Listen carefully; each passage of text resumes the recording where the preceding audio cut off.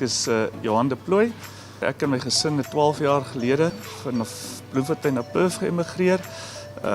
My kinders was op daardie stadium tweede jaar,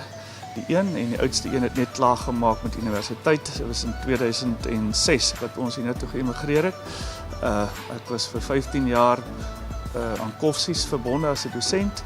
en ek het hier begin in Perth weer eens by een van die plaaslike universiteite as 'n dosent begin werk en ek is vir 3 jaar en toe ek besluit nee, ek wil 'n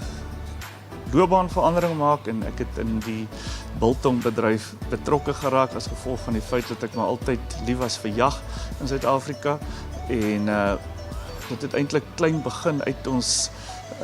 garage by die huis het ek vir vriende begin maak en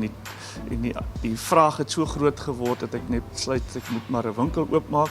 en met die liewe Heer se genade het ons toe in 2009 'n winkel oopgemaak en ja, ons is volgende jaar is ons al 10 jaar oud.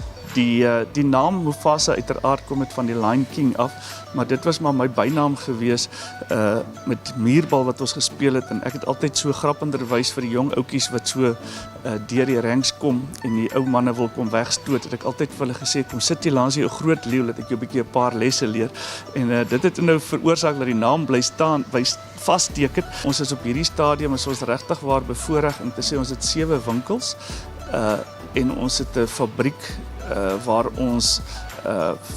biltong verpak in pakkies en wat ons ook 'n groot mark na die myne toe en in plaaslike supermarkte ons biltong daarin plaas. Ek het 'n gesegde wat sê it takes 1,000 days and 1,000 nights to adapt to Australia.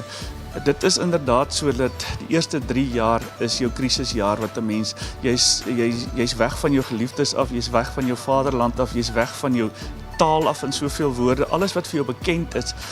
het jy eintlik agtergelos. So ja, dit was vir ons as ons terugkyk 'n harde pad aan die begin, maar ons is geseënd om vandag terug te kyk en te sê dit was alles die moeite werd om hier na toe te kom.